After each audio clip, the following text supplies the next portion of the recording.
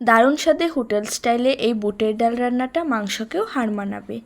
প্রথমে আমি এখানে 1.5 কাপ বুটের ডাল পানি দিয়ে 4-5 ঘন্টা ভিজিয়ে রাখছি।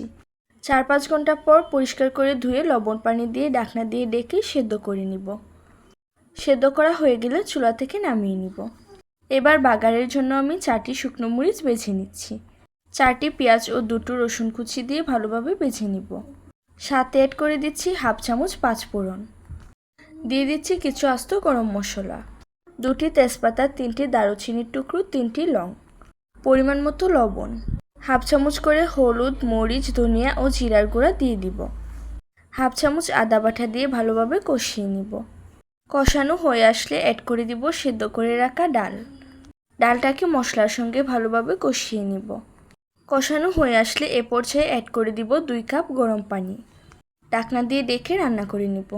ঝোলটা অনেকটাই ঘন হয়ে আসলে এ পর্যায়ে অ্যাড করে দিব 4-5টি কাঁচামরিচ, ধনেপাতা কুচি এবং 2 প্যাকেট রাঁধুনি স্বাদ মিশালি। ঢাকনা দিয়ে ঢেকে 4-5 মিনিট জাল করে নিব।